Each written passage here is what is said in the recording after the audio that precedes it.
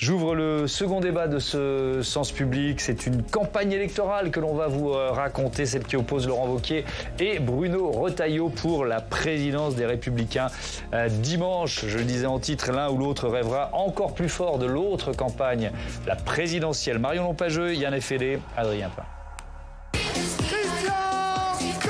En cette fin de campagne, deux stratégies différentes opposent les deux personnalités.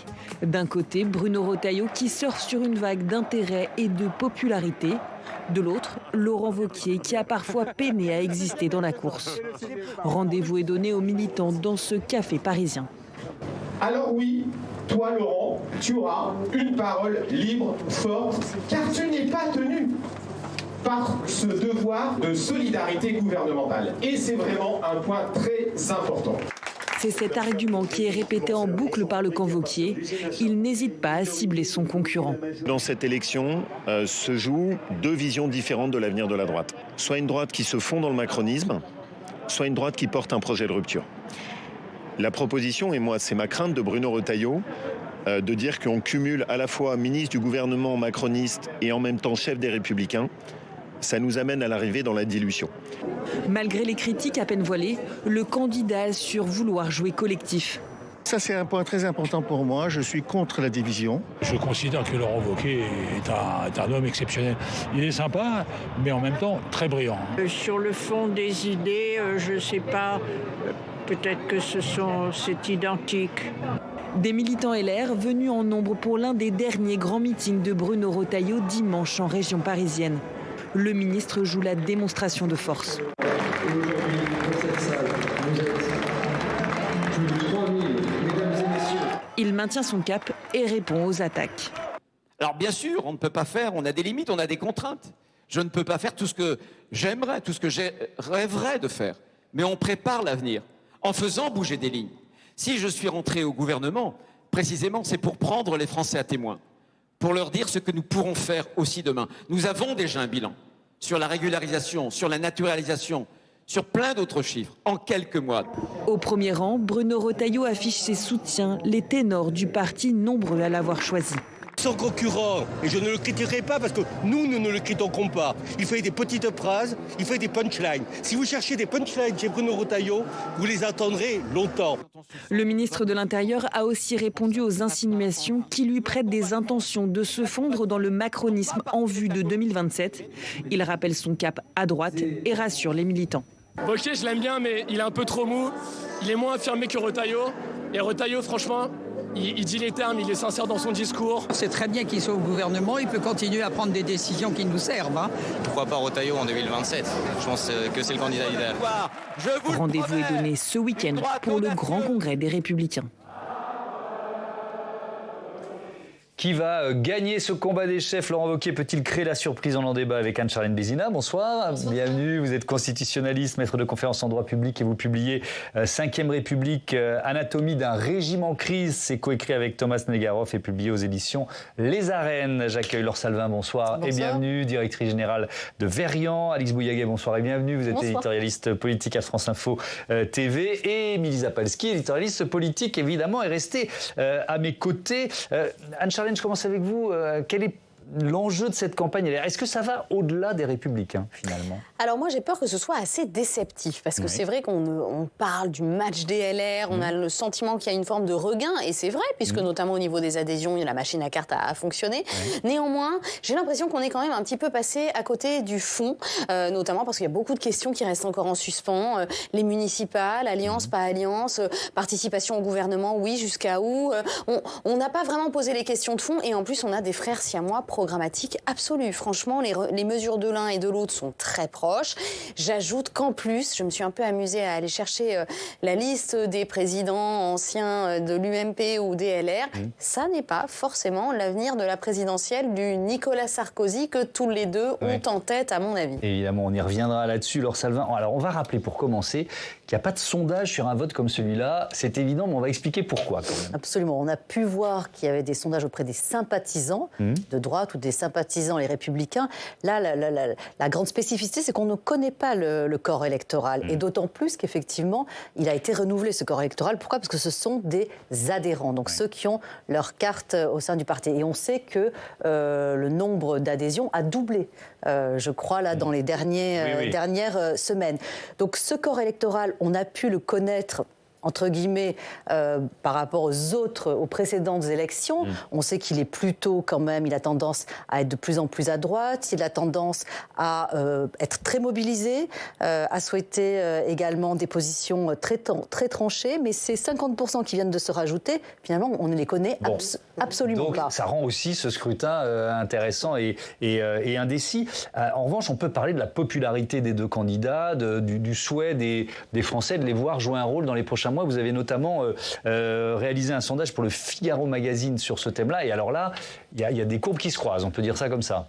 Absolument, effectivement, c'est le baromètre des personnalités politiques qu'on réalise pour le Figaro Magazine, où là on voit bien que le match de l'opinion, quelque part, il est plié. C'est clairement Bruno Retailleau, que ce soit d'ailleurs auprès de l'opinion d'une manière générale, des Français, puisqu'il est la 5e personnalité dans le baromètre, pour qui on veut voir un avenir en France. Et alors là, on voit les deux courbes, c'est assez frappant, avec notamment la date de son entrée au gouvernement. Absolument. Et on a là, Bruno Retailleau qui est à 9% en septembre 2024, qui est aujourd'hui à 28. Exactement. Qui est même monté jusqu'à qui est la 5e personnalité du pays à être attendue, alors que Laurent Wauquiez est 23e. Effectivement, il a connu une ascension absolument spectaculaire. Rares sont ceux, effectivement, alors on l'avait vu avec Gabriel Attal, souvenez-vous, il y a quelques mois, mais là, c'est très spectaculaire. Et quand on regarde auprès des sympathisantes de droite, c'est exactement la même chose, en fait. C'est-à-dire que Laurent Wauquiez, on aurait pu se dire, bon...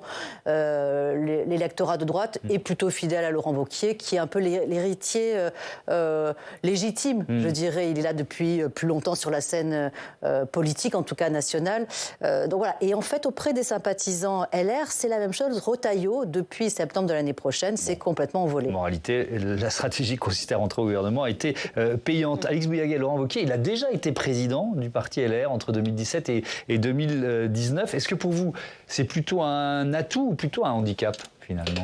Alors, ça s'est mal fini parce qu'il a dû partir après les européennes où la droite avait échoué.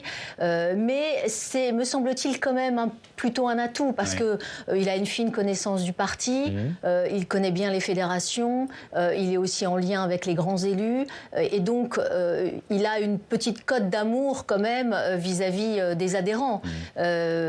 Après, c'est vrai que le costume fait l'homme. Bruno Retailleau, il est aussi passé dans une autre dimension. Mais ce qui est intéressant, c'est de se dire que finalement, mis à part le style, l'un est plutôt un côté un peu plus moine, ancien homme de l'ombre, celui de Philippe de Villiers, puis celui de François Fillon. Donc je parle de Bruno Retailleau, qui est un homme prudent, courtois. Et d'ailleurs, quand on parle un peu aux gens de droite ou même aux adversaires politiques, tout le monde, même vraiment des personnalités de gauche, trouve toujours que le lien et la relation avec Bruno Retailleau est assez facile dans le fond. Le discours est quand même nettement plus... On n'a pas tout à fait le même retour concernant Laurent Wauquiez, qui est un peu plus rugueux. Oui, c'est l'homme des punchlines, c'est un homme peut-être aussi aux fidélités successives, c'est un homme au coup de billard, c'est même pas à 5 bandes, mais à 26 bandes. Et il a toujours ce procès en insincérité. Qu'est-ce qu'il a en tête chaque fois qu'il dit quelque chose, chaque fois qu'il a... Mais n'oublions pas que là, c'est le vote des adhérents, et notamment des nouveaux adhérents. Donc, il y a une surprise possible. Oui. Alors là, on est à 48 heures, c'est samedi et dimanche que le vote fait. Peut-être ce qui peut changer quand même du côté de l'adhérent, c'est que... ils ont besoin d'un champion pour 2027. Ils ont besoin quand même de se projeter. Mine de rien, c'est dans 2 ans. Et ils sentent que finalement, Retailleau, pour l'instant, c'est celui qui prend le vent dans les voiles. Et donc, il y aura peut-être une petite prime en se disant, OK, on fait coup double. On installe à la tête du parti quelqu'un qui pourrait éventuellement nous amener un peu plus loin. Alors, on va commenter 2 déclarations récentes de l'un et l'autre. Bruno Retailleau, pour commencer, c'était hier soir en meeting à Lyon. Si je suis rentré au gouvernement, vous voyez, c'est précisément pour porter tous ces combats pour porter nos convictions et pour faire en sorte que progressivement on impose dans le débat politique des lignes, des prises de position qui par leur clarté là encore, puisse faire bouger dans les esprits d'autres lignes. Je pense qu'aujourd'hui, le combat politique, plus que jamais, c'est un combat culturel. Et que, là encore, si demain on veut gagner dans les urnes, il faut gagner dans les esprits. Alors, on a choisi cet extrait parce qu'en fait, Bruno Retailleau, depuis le début de cette campagne interne, il est en permanence obligé de se justifier de sa présence au gouvernement. Anne-Charline Bézina, c'est un peu l'axe d'attaque de Laurent Wauquiez. Et c'est pas si simple pour lui, pour Bruno Retailleau. C'est-à-dire qu'il veut pas assumer tout le bilan du macronisme, évidemment, quoi. Et notamment parce que c'est un conflit historique de nos partis politiques. Rappelez-vous la SFIO, la participation ou pas la participation. Oui. Et parce que précisément, alors bon, c'est plus historique pour la gauche, hein, je caricature. Évidemment. Mais la question est importante puisqu'on se rappelle que dès 2022, la question s'est posée avec la majorité relative et les LR ont vraiment joué, surtout sous la houlette de Laurent Wauquiez. Non, on a une identité propre. Est-ce que la participation est justement une force ou une faiblesse? Alors, on regrettera peut-être quand même que ce soit un peu le seul argument de campagne de Laurent Wauquiez, soyons honnêtes. Il a absolument considéré que la campagne devait se faire contre Bruno Retailleau, eu égard au fait que Bruno Retailleau n'avait pas une liberté de parole. Donc c'est vrai qu'en réalité, il est en défense. Donc c'est toujours un petit peu plus délicat pour entrer en campagne, même si, on le voit hein, d'ailleurs dans le son que vous avez passé, il y a une sympathie aussi de ceux qui font partie des adhérents historiques à cette idée d'y aller. Voilà. On lui prête en quelque sorte un certain courage à se dire, eh bien, et puis il incarne une ligne qui est la droite sénatoriale. On ne peut pas vraiment dire que c'était une droite qui avait fait beaucoup de concessions, notamment sur la loi immigration qu'il avait beaucoup portée. Donc j'ai l'impression qu'il est quand même assez identifié sur une forme de liberté. Et puis ce gouvernement, c'est quand même celui des baronnies. Hein, c'est-à-dire qu'on laisse à chacun des ministres une identité. Oui, c'est sûr que François Bayrou laisse quand même pas mal de liberté de parole. Ça aurait été moins possible il y a quelques années. Alors, Émilie, vous êtes également spécialiste en communication politique. Et donc, on va justement s'intéresser au style de Bruno Retailleau, à cette montée fulgurante parmi les personnalités politiques qui comptent. Bah oui, parce que Bruno Retailleau, superstar chez les politiques et chez les LR, on ne l'avait pas tout à fait vu venir. Enfin, probablement davantage ici, justement, au Sénat, vous en parliez, au sein duquel notre ministre de l'Intérieur avait une activité débordante très remarquée. Alors, depuis qu'il est ministre, le parcours de ce conservateur catholique, démarré, vous l'avez dit, avec Philippe de Villiers et François Fillon, eh bien, ce parcours, il est un quasi sans faute. On l'a vu avec le sondage. Ses déclarations coup de poing, parce qu'il a des punchlines sur différents sujets. Alors, c'est vrai qu'on reste souvent sur l'immigration, mais souvent, elles font mouche. J'en cite quelques-unes. L'immigration, c'est pas une chance pour la France. L'état de droit n'est pas intangible ni sacré, ça avait fait beaucoup parler.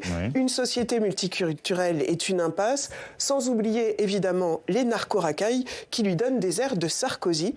L'homme a aussi utilisé l'expression, là tout récemment, de rupture anthropologique pour parler du projet de loi en cours d'examen au Parlement sur la fin de vie. Alors entre parenthèses, une rupture qui est quand même souhaitée par une majorité de Français. Mais en tout cas, il a des positionnements qui sont clivants, mais qui sont totalement assumés. Bon, contrairement à ce qu'on entendait dans notre reportage d'ouverture, il y a des punchlines, mais il n'y a pas que la communication. Oui, la force du ministre, c'est qu'il y a des actes. Alors vous allez me dire, il y en a peu, mais c'est difficile quand même dans ce contexte politique actuel. Côté réalisation, on peut parler des circulaires, un circulaire sur la régularisation des étrangers sans papier, avec des critères d'octroi plus resserrés pour les titres de séjour, une circulaire plus récente, là, sur la naturalisation, qui durcit aussi ce qui existe déjà, avec aussi un examen civique en plus, qui viendra bientôt. Et bien sûr aussi la loi, j'en parlais tout à l'heure sur le narcotrafic, sujet sur lequel il a planché pendant plusieurs années au Sénat. Et l'homme marque des points avec ça, sa cote d'influence augmente, on en parlait. Et même après ses échecs, comme sur le dossier de l'influenceur algérien, Doualem, qu'il n'a pas pu mettre dehors, eh bien, il reste très apprécié des Français. Comment vous l'analysez, ça ? En fait, son secret, ça tient en quelques points. Créer un contraste entre des positionnements très fermes, très clivants, et une personnalité tempérée, polie, polissée, austère même parfois. Deuxième principe, rester campé sur ses convictions de toujours. Constance idéologique oblige. Et puis enfin, miser sur le fond plus que sur la communication. Il le disait lui-même en arrivant justement à Beauvau. Ce qui est terrible chez les politiques, c'est que la communication a remplacé l'action. Sa promesse pour les LR, eh bien, elle est sur le même plan, un travail de modernisation sur tous les chantiers majeurs. L'immigration, bien sûr, mais pas seulement. Il parle de l'école, de la fiscalité, du travail et même de l'écologie, ce qui est assez neuf. Il veut des idées nouvelles. Et pour ma part, ça faisait longtemps que je n'avais pas entendu cette approche-là d'idées nouvelles du côté des LR. Alors, Chiche, Bruno. Effectivement, et puis on va voir si pour l'instant les idées nouvelles émergent vraiment. Mais alors il y a quand même, il y a une succession de faits divers dans l'actualité française depuis des semaines, depuis des mois, qui n'atteignent pas la popularité de Bruno Retailleau alors qu'il est ministre de l'Intérieur en charge de notre sécurité. Comment vous expliquez ce paradoxe apparent, Laure Salva ? Sachant qu'il est quand même très présent, justement. Il y a beaucoup d'incidents, mais il se rend disponible et il se positionne systématiquement, effectivement, notamment au secours des victimes. Je pense qu'une des clés de la popularité de Bruno Retailleau, c'est justement cet aspect très tranché, en fait. Et cette caractéristique chez un homme politique qu'il a des convictions et qu'il a les mêmes depuis longtemps. On parlait d'insincérité tout à l'heure pour Laurent Wauquiez. C'est vrai qu'auprès des sympathisants de droite, notamment, ce qui compte chez Bruno Retailleau par rapport à Laurent Wauquiez, c'est justement ce côté sincère.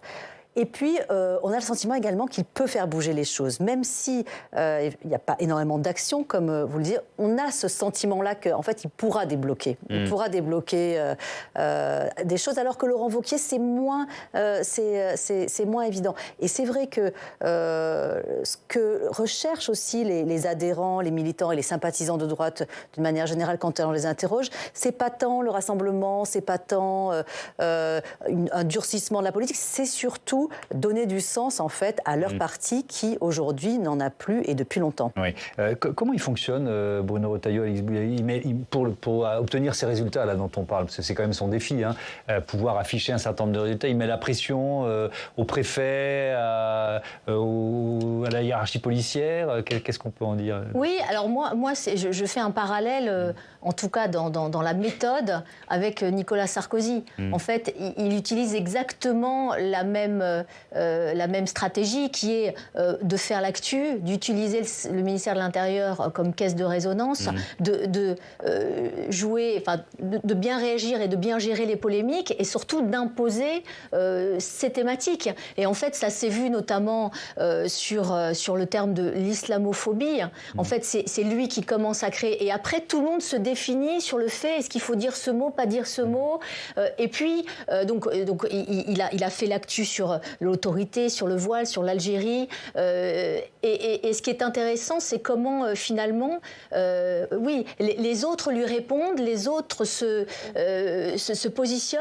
Et puis comment, avec ces polémiques qu'il crée, et notamment vis-à-vis du gouvernement, il répond à Laurent Wauquiez. Laurent Wauquiez lui dit « tu es muselé, tu ne peux pas parler, tu n'as pas d'autonomie ». Si, il ne dit pas la même chose que François Bayrou, par exemple, sur l'usage du mot islamophobie. Il continue d'être lui-même et de ne pas se dissoudre dans le gouvernement. Mais alors quand même, je reviens à la question des résultats, parce que le 21 mai, ça fera 8 mois que Bruno Retailleau est ministre de l'Intérieur. Il y a bien un moment où les Français vont le juger aussi sur les résultats, Anne-Charlène Bézina. Mais notamment parce qu'il n'y en a pas encore et parce qu'il est bien possible qu'il n'y en ait pas jusqu'à ce qu'il s'en aille. Quand je parle de résultats, évidemment, tout ce qu'on a dit est apporté à son actif, mais ce sont des résultats de communication en réalité. C'est-à-dire que impossibilisme juridique égale majorité relative en réalité. C'est-à-dire qu'il est incapable, à l'heure actuelle, de porter la loi immigration à laquelle il tient. Rappelez-vous, même pas 15 jours qu'il est nommé dans le gouvernement Michel Barnier, qu'il est déjà en train de quémander un appel de la loi immigration qu'il a vu censuré très sévèrement par le Conseil constitutionnel l'année dernière. Donc en réalité, il a eu à vivre avec cet avortement dès le départ en réalité. C'est ça qui est très intéressant, c'est qu'il fait tout ce qui lui est permis de faire dans son giron réglementaire, circulaire, on l'a dit, application, interprétation, terminologie, mais il y a un moment où il aura évidemment épuisé ce ressort. Je pense que vraiment en termes de stratégie politique, l'élection des LR est arrivée au bon moment pour qu'il profite de cet effet en quelque sorte de coup de projecteur sur son action avant que son impossibilité de travailler ne soit vraiment trop cruelle. Oui. Alors on a écouté et commenté Bruno Retailleau, Laurent Wauquiez maintenant. Alors il était sur RTL ce matin et il a notamment évoqué la question de l'union des droites. Pour l'instant, j'ai donné des illustrations de noms qui me semblent intéressants. C'est-à-dire des personnes qui, je trouve, font bouger les lignes. Sarah Knafo, Je le dis ici. Numéro 2 de Oui, Reconquête. c'est quelqu'un que je trouve intéressante. Elle a le courage, notamment sur la dépense publique, et vous auriez pu en parler aussi, de secouer les choses et de dire stop au gaspillage de la bureaucratie. Est-ce que LR de Laurent Wauquiez oublie la barrière étanche avec le FN à l'époque qu'avait érigé Jacques Chirac? Ce qui m'intéresse, c'est de rassembler tout le monde.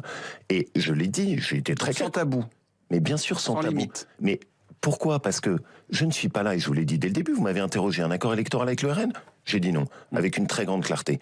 En revanche, allez parler à des gens, des Français qui sont allés voter RN parce que la droite les a découragés. Mais évidemment que c'est notre devoir politique et démocratique.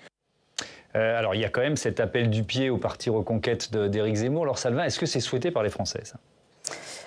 C'est clairement souhaité par les Français. Ou par les sympathisants de droite et d'extrême droite. J'aurais dû préciser ma question. Et par les sympathisants de droite. L'union des droites, c'est vrai que c'est quelque chose, effectivement, qui est plutôt en poupe chez les sympathisants de droite.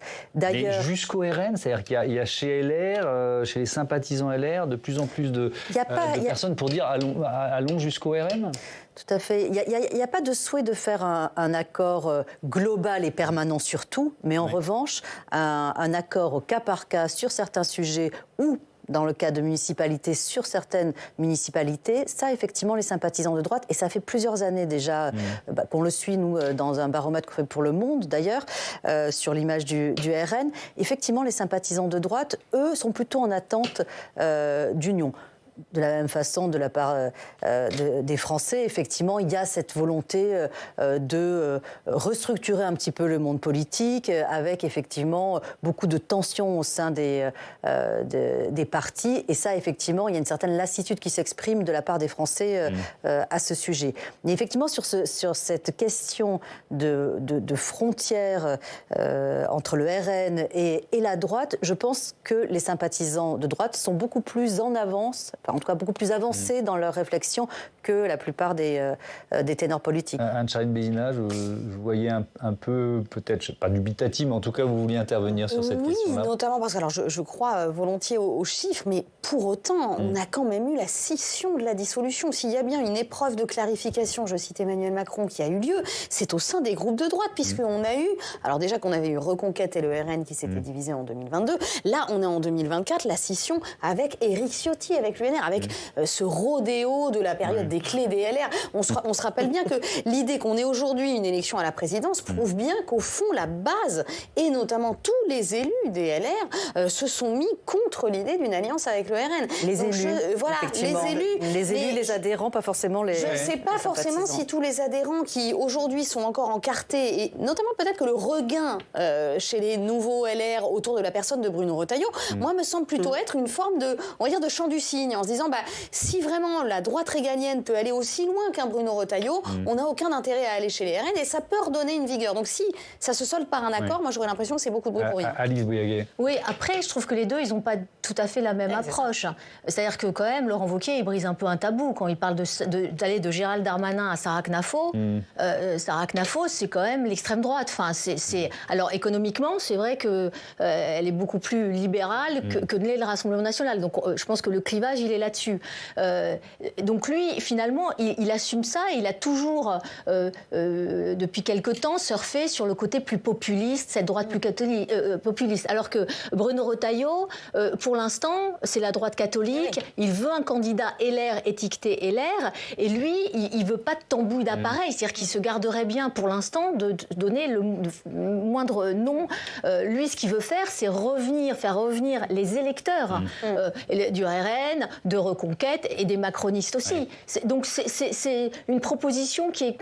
Voilà, qui semble un peu plus soft. Oui, voilà. Je comprends. On va parler dans un instant, vous l'avez évoqué tout à l'heure, du match des nouveaux adhérents, là, des cartes d'électeurs. Vous vouliez intervenir? Oui, parce que c'est deux stratégies complètement différentes.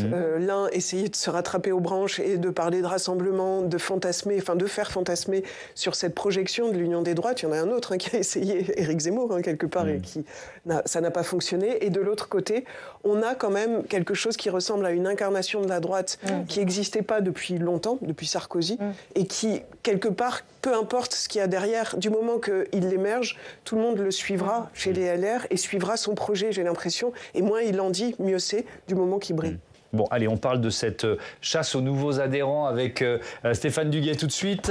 Rebonsoir Stéphane, puisqu'il y a eu là depuis quelques semaines, quelques mois, une augmentation des adhérents au parti LR un peu partout en France. Oui Thomas, les deux candidats, Laurent Wauquiez et Bruno Retailleau, se sont livrés à ce qu'on appelle une bataille des cartes. Et ça se comprend, je rappelle que ne peuvent voter à cette élection une élection interne que les adhérents qui sont à jour de leur cotisation au 17 avril.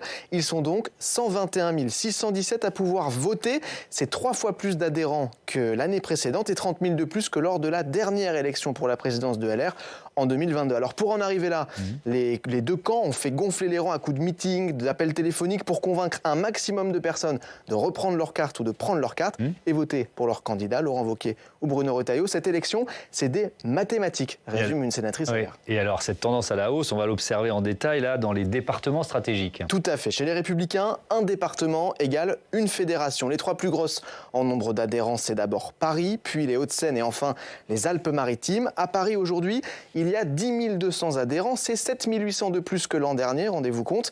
Pour les Hauts-de-Seine, on compte 7 100 adhérents. Le département enregistre 5 000 nouvelles cartes. Et dans les Alpes-Maritimes, il y a 6 821 adhérents, 2 800 de plus que l'an dernier. Selon si vous interrogez les soutiens de Laurent Wauquiez ou de Bruno Retailleau, eh bien chacun vous explique que c'est grâce à son candidat que les adhésions augmentent. Bon, on a rajouté un 0 aux adhérents des Hauts-de-Seine, ils ne sont pas 71 200, ils sont bien 7 100, ils seraient ravis d'être 71 200 je pense dans les Hauts-de-Seine. C'est pas bien grave. Justement, dans les départements des deux candidats, la même tendance, elle s'observe. Oui, chez Laurent Wauquiez en Haute-Loire, on est passé de 250 adhérents à 2096. Chez Bruno Retailleau en Vendée, on passe de 560 à 2013 adhérents. Sauf que la victoire dans leur fief, ça ne suffira pas. Il faudra compter sur les autres fédérations. Pour le moment, les élus LR voient plutôt Bruno Retailleau sortir vainqueur de ce duel, même si personne ne peut prédire l'écart qu'il y aura avec Laurent Wauquiez, parce que cet écart, il sera très scruté, Thomas, parce qu'il déterminera l'équilibre de la future équipe dirigeante entre les pro-Retailleau et les pro-Wauquiez. Merci beaucoup, Stéphane. Alix Biagel, il y a quand même ce chiffre-là de voir le nombre d'adhérents gonfler. Ça doit forcément faire naître un nouvel espoir aussi chez les militants LR sur l'avenir du parti, sur sa capacité à peser. Oui, ça c'est sûr. C'est une forme de dynamisme. Ça veut dire que les militants ont envie d'y croire et rêvent à nouveau d'une droite de gouvernement. Le seul problème, c'est qu'est-ce que la droite a produit comme idée. Jean-Luc Mélenchon, par exemple, on peut lui faire beaucoup de critiques, mais sur le fond, il y a des propositions, il y a un programme, les choses sont au clair. Les socialistes, c'est moins le cas. Chez les Républicains, il n'y a pas eu et cette campagne ce travail-là. n'a pas permis de faire... Non, parce qu'effectivement, comme on le dit, la campagne, elle a tourné sur toi, tu es muselé par le gouvernement et moi, je ne vais pas t'attaquer. Donc, c'est pas comme ça qu'on construit un programme. Et puis, il ne faut pas oublier que quand même, la dernière candidate à la présidentielle a fait 5%. Donc, c'est moins d'ailleurs. Voilà, c'est une droite qui est grand brûlée, mais qui peut espérer. C'est vrai que les dernières élections partielles ont montré une forme de dynamisme. Donc, il se passe quelque chose. C'est pour ça que celui qui deviendra le patron du parti, même si les deux disent « Ouh là là, on ne va pas aller trop vite », de fait, je pense que ça lui donnera un tremplin formidable pour la suite. Parce que je pense que les militants vont avoir envie d'y croire. Après, décrypter les cartes, savoir à qui ça profite. Oui, on peut se dire qu'en Vendée, ça va plutôt être pour Bruno Retailleau, puis en Haute-Loire, plutôt pour Laurent Wauquiez.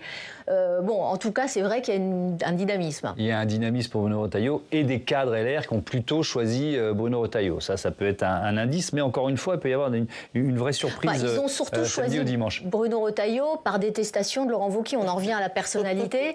C'est que Xavier Bertrand et compagnie, c'est vrai que voilà. Ça c'est sûr. Entre Xavier Bertrand et Laurent Wauquiez, là on est sûr qu'on peut parler de détestation. Ces nouveaux encartés chez LR, Anne-Charlène Bézina, est-ce que ça peut permettre au parti aussi de muscler ses prochaines campagnes électorales? Je pense aux municipales ou à la présidentielle. C'est quand même des forces vives en plus. C'est des forces vives en plus. C'est un peu d'argent en plus également dans le financement de notre vie politique. C'est surtout un espoir. Moi, je rejoins ce qui a été dit. C'est-à-dire qu'au fond, se dire que, notamment parce qu'il y a eu beaucoup de jeunes en réalité dans ces nouvelles cartes, c'est cette idée de se dire, et justement, c'est pour ça que je pense que ça n'est pas forcément symptomatique d'une union des droites. Je pense que Laurent Wauquiez se trompe de combat. Parce que au fond, le discours porté par Bruno Retailleau est bien plus en corrélation avec ce qui se passe là. C'est-à-dire, Et si on avait une forme de revival de la droite de Sarkozy, parce qu'il y a beaucoup de déçus de Sarkozy qui se retrouvent en fait dans aucune des droites, ni vraiment la droite de Macron, ni vraiment, alors encore moins celle portée par Édouard Philippe à la potentielle future présidentielle. Donc qu'est-ce que ça sera cette droite historique, régalienne? C'est pour ça que j'appelle ça le courant de la droite sénatoriale, parce que Gérard Larcher est sur cette ligne aussi. Et en fait, ceux qui n'ont jamais vraiment perdu la corde de ce moment-là, c'est Bruno Retailleau et ses soutiens. Donc je crois vraiment qu'il y a une histoire à créer à ce niveau-là. En tout cas, lui, il croit volontiers et je pense que c'est quelque chose. Oui, mais alors sur l'impulsion, Laure Salvin, parce que pour l'instant, dans l'équation, on voit mal comment LR peut être en 2027 autre chose qu'une force d'appoint. Oui, c'est vrai que... Alors, bien sûr que ça peut changer. On est quand même encore à 2 ans des élections. Et souvenons-nous, tous les pronostics 2 ans avant une élection, très souvent, ils sont déjoués. Donc, il y a une campagne, c'est normal. Et la campagne crée des dynamiques d'opinion. Ce qui est certain, c'est que, effectivement, je suis assez d'accord avec vous sur le fait que le timing est très bon pour les Républicains. Parce que dans 1 an, il va y avoir des élections municipales. Donc, déjà, effectivement, ça fait des soutiens en plus. Ça peut créer une émulation aussi sur le fond, justement, qui n'a pas eu lieu jusqu'à présent. Et je pense que Bruno Retailleau, comme Laurent Wauquiez, ont bien conscience, effectivement, qu'il y a aussi les fondements et les valeurs de la droite qu'il faut réaffirmer dans les prochains mois. Et puis surtout, avec potentiellement cette dynamique des municipales qui pourrait leur être favorable. On l'a vu dans les dernières partielles, effectivement. Les sympathisants de droite, c'est aussi des sympathisants, comment dire, qui aiment leur territoire, qui sont attachés à leur territoire. Et les élus locaux, d'ailleurs, de droite, sont très implantés, beaucoup plus que d'autres partis, y compris le RN. Voilà. Donc, effectivement, ça peut être un véritable tremplin, en tout cas, pour la campagne présidentielle ensuite de 2027. Émilie ? Il y a aussi les problèmes du RN, donc ça tombe encore mieux parce que les deux personnalités émergent. On ne sait pas encore si Marine Le Pen, finalement, sera candidate ou pas. Un Jordan Bardella... La ligne de crête est étroite. Hein. Oui, assez étroite. Donc imaginons que ça soit Jordan Bardella. Si on imaginait un Bruno Retailleau qui émerge là-dessus, c'est vrai qu'il devient assez costaud par rapport à un candidat qui a montré quand même ses limites, qui est très jeune, qui serait très très jeune quand même, et qui est beaucoup moins social que Marine Le Pen, et donc qui se met beaucoup plus en concurrence avec un Retailleau. Donc il y a quelque chose quand même qui peut se dessiner plutôt favorable à Retailleau. Et c'est beaucoup de si à 2 ans d'avance. Très très prudent. Et juste un dernier point, pardon, mais ce qui est intéressant d'ailleurs auprès des sympathisants RN, c'est qu'ils sont 40% à souhaiter que Bruno Retailleau ait un avenir en politique en France. Voilà. 40% des sympathisants RN. Donc effectivement, il y a des signaux comme quoi il peut y avoir un petit champion. Il y a des passerelles électorales en tout cas. Peut-être pas d'accord, mais en tout cas des passerelles ressenties par les électeurs. C'est ce que je retiens de vos interventions. On va terminer, il nous reste quelques minutes autour de l'avenir des deux candidats. Et qu'est-ce qui peut se passer lundi, c'est-à-dire au lendemain du vote? Le sénateur LR du Val-de-Marne, Christian Cambon, espère, alors lui il se place dans l'hypothèse d'une victoire de son champion Bruno Retailleau, il espère qu'en cas de défaite, Laurent Wauquiez sera beau joueur. Et ce qu'il conviendra, c'est qu'effectivement, au lendemain de cette élection de dimanche, il va y avoir qu'un seul tour, il y a 2 candidats. Des gestes soient faits par celui qui va l'emporter pour que... Et ça, vous avez la garantie? Si Bruno Retailleau l'emporte, Laurent Wauquiez le soutiendra sans condition? C'est ce qu'il a dit en tous les cas, c'est ce qu'il a dit. Et c'est la moindre des choses qu'on puisse attendre de la part de responsables politiques. Les Républicains reviennent au cœur du jeu, avec d'autres formations dans le bloc central. Il faut véritablement que les ambitions personnelles disparaissent, ou en tous les cas, que l'emporte la volonté de reconstruire une formation de la droite républicaine. Est-ce que ça vaut pour 2000 ? Voilà, Christian Cambon face à Oriane Mancini dans notre matinale. Et pourtant, Anne-Charline Bézina, la question de l'incarnation des LR pour la présidentielle sera-t-elle forcément réglée dimanche soir? Alors non seulement je ne le crois pas, mais je me dis, d'ailleurs, c'était la suite de la question d'Oriane qu'on n'a pas entendue, qu'en est-il pour 2027? Rien dans la loi ou dans la logique des partis politiques n'interdit Laurent Wauquiez d'être le candidat des LR en 2027. Donc, au fond, c'est pour ça que je parlais d'une élection pour rien tout à l'heure, c'est que c'est une élection interne. On sait qui va diriger le parti LR, mais ça n'est pas du tout une success story pour la candidature à la présidentielle. Il peut y avoir des primaires quand même organisées pour désigner, par exemple, le candidat LR. Par exemple, Laurent Wauquiez pourrait tout à fait, justement, dans une espèce de demi-fair play, dire bon, d'accord, j'accepte une défaite en demi-teinte, mais nous reposerons le match pour 2027 ou pour la candidature à 2027. Et puis voilà, on l'a dit aussi, les équipes dirigeantes, ça va compter. Qui prendra les portefeuilles, qui sera trésorier, comment est-ce qu'on organisera les choses. Toutes ces choses-là, ça suppose en fait un sport de la part du perdant qui n'est pas forcément tout de suite acquis par Laurent Wauquiez, qui quand même a dit, alors, si je gagne, ça sera mon numéro 2. Mais il ne nous a pas donné l'inverse. Oui, je trouve que Laurent Wauquiez a presque été plus clair que Bruno Retailleau, qui s'est bien gardé de projeter un organigramme précis. Ce qui est amusant, c'est que longtemps, Laurent Wauquiez a plaidé pour justement qu'il n'y ait pas de primaire et qu'il soit finalement le candidat naturel de la droite. Mais c'était à l'époque où Éric Ciotti était le patron du parti. Et c'est vrai qu'aujourd'hui, on se dit qu'il va plutôt faire machine arrière si jamais ce n'était pas lui qui était élu ce dimanche, en sachant... Mais est-ce qu'il peut tout éparpiller façon puzzle, quoi? C'est-à-dire essayer d'utiliser la force des députés LR à l'Assemblée pour faire tomber le gouvernement. Enfin, je suis en train d'essayer de faire un peu de politique fiction. Laurent Wauquiez pour être candidat à la présidentielle. Après, donc il le fera en sous-main. Ce ne sera pas la guerre thermonucléaire dès lundi. Ça sera une espèce de travail de sape comme il sait plutôt bien faire, de manœuvres souterraines. Après, je pense que c'est pour ça que moi, je pense vraiment qu'il y aura une prime au sortant dimanche soir, parce que il va y avoir la vérité des sondages. En fait, je pense que cette élection-là, plus on va avancer, plus les sondages vont aussi faire œuvre de décantation. Édouard Philippe, est-ce que ça reste le champion de la droite centrale qui peut un peu faire le lien avec tout le monde? Est-ce qu'il va tenir le choc? Est-ce que Bruno Retailleau continue cette ascension? Et à ce moment-là, je pense qu'il y aura peut-être l'émergence d'un candidat naturel, en tout cas à droite. Tiens, justement, à propos de l'avenir de Bruno Retailleau, son destin et celui des LR peut-il changer? On écoute François-Xavier Bellamy. J'ai soutenu Bruno Retailleau dans cette campagne interne et aujourd'hui on touche du doigt à la fin de cette longue campagne à quel point il a réussi à faire se lever un vrai espoir. C'est très frappant de voir et je l'ai vu partout en France dans les réunions publiques que j'ai pu animer. Beaucoup de gens qui avaient quitté cette formation politique et qui reviennent aujourd'hui. Beaucoup de gens encore plus marquants qui n'avaient jamais adhéré à une formation politique et qui ont choisi de s'engager parce qu'ils sentent bien que cette élection peut être le moment de reconstruire un parti politique de droite qui rassemblera demain une majorité de Français. Alors Salvin, vous nous avez dit tout à l'heure que Bruno Retailleau, en quelques mois, était devenu, était dans le top 5 des personnalités, on va dire, attendues par les Français. Est-ce que ça fait pour autant de lui un présidentiable? Et est-ce que ça a du sens de répondre à cette question à 2 ans de l'échéance? Voilà.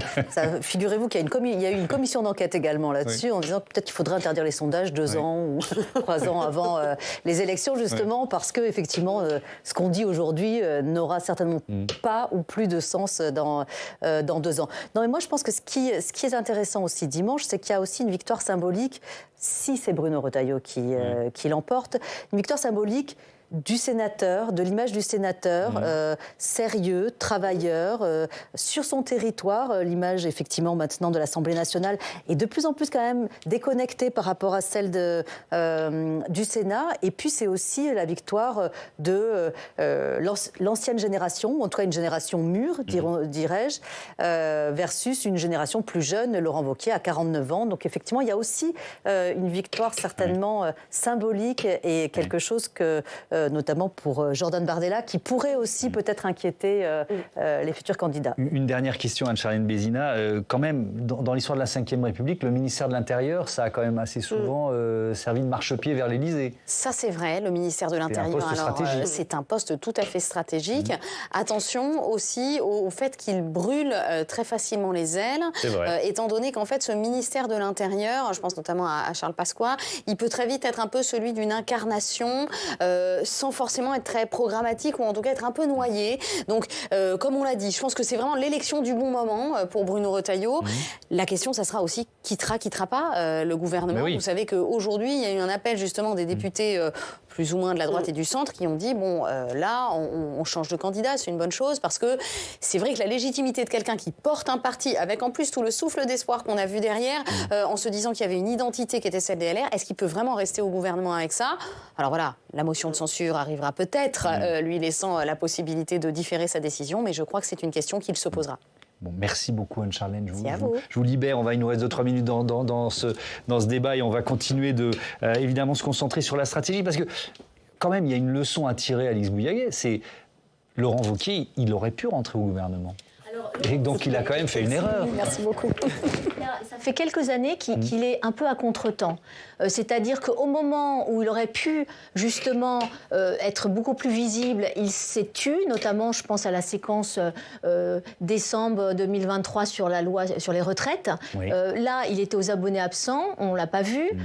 Ensuite, au moment de Michel Barnier, alors il veut pas rentrer au gouvernement, il veut un poste, finalement c'est pas le bon, finalement Michel Barnier finit par lui reproposer quelque chose, il ne veut plus, il a changé d'avis, il ne veut plus rentrer au gouvernement. Et puis arrive François Bayrou, là il veut. Mais sauf que Bayrou en veut plus. Donc en fait, on se dit, c'est comme s'il y avait parfois. C'est quoi, c'est surtout Bercy qu'on lui a proposé, c'est ça ? Oui, on lui a proposé Bercy, il voulait l'intérieur. Enfin, en fait, il a changement. Mais il y a un moment, faut pas être velléitaire. Faut savoir prendre des risques au bon moment. Donc, je trouve que Laurent Wauquiez, il y a eu dès quel âge ? En fait, il voulait jouer gagnant. Sauf que c'est pas ça, jouer gagnant. Alors que Bruno Retailleau, il réfléchit beaucoup moins. Il rêvait de Beauvau, il a eu Beauvau. Maintenant, il y est. Il y reste. Se pose à partir de dimanche, si c'était lui, la question de comment on sort. Et on voit qu'il commence à amorcer quelque chose avec, dans son meeting où il dit que le « et en même temps » ne survivra pas Emmanuel Macron. Sous-entendu, il y a un moment, il va y avoir un clivage, on va retrouver la droite telle qu'elle était avant Emmanuel Macron. Et c'est aussi une manière de dire, Édouard Philippe, on a beau s'entendent pas mal, ce sera pas toi mon champion, je vais rouler pour moi. Et ça, c'est aussi un message qu'il adresse à Laurent Wauquiez. Parce que Émilie, c'est pas, un ticket Édouard Philippe, Bruno Retailleau, c'est pas du tout dans la tradition de la Ve République d'ailleurs. Il n'y a jamais eu vraiment un binôme qui s'est présenté au scrutin. Non, et puis à ce stade-là, ça serait une erreur. Je pense que Retailleau a compris évidemment que ça serait une erreur de se présenter comme ça et que ça brouillerait les pistes de ce qu'il est en train de tracer. Moi, ce que je trouve intéressant, c'est de savoir à partir de dimanche, selon qui est élu, comment ils arrivent à faire vivre ce qu'ils ont réussi à faire vivre parce que Bruno Retailleau est à l'intérieur et ce qu'ils arrivent à faire vivre quand ils sont en campagne interne. Et après, ils se cassent la figure. Ou on les entend pas, ou ils n'ont pas assez travaillé et on n'entend pas globalement. Il va y avoir l'enjeu des idées. Exactement, c'est ce que vous disiez tout à l'heure. Parce que finalement, aux primaires en 2022, ils ont fait l'événement, il y a eu un show, il y a eu quelque chose, il y a eu Ciotti qui est sorti du lot, il y a eu des idées qui ont été entendues beaucoup plus dures que ce qu'on entendait. Là, pareil. Mais sauf qu'entre deux, on les entend pas, on ne sait pas où ils sont, on ne sait pas ce qu'ils disent et on ne sait pas quelles sont les idées neuves qui pourraient sortir. Donc il va y avoir beaucoup de travail et aussi pallier cette absence, s'il n'est plus là, que ça soit motion de censure ou de sa décision, au ministère de l'Intérieur où il a vraiment un show, une scène pour lui. Quoi. Merci beaucoup, merci à toutes d'avoir participé à ce débat. À très bientôt sur Public Sénat. On vous suit, Alix Bouillaguet, évidemment, chez nos confrères de France Info TV. Voilà, c'est la fin de ce Sens Public. Merci à toutes et à tous de votre fidélité. Je vous donne rendez-vous lundi 18h, 22h. D'ici là, vous retrouvez nos débats sur notre plateforme publicsénat.fr. Et puis, vous pouvez nous écouter en podcast. Vous partez faire votre footing en écoutant une émission. Ça marche aussi. Et on apprend des choses grâce à nos invités talentueux et talentueuses. Notez que l'invité de la matinale demain, ce sera Nicolas Tenzer, spécialiste des questions géostratégiques. Belle soirée.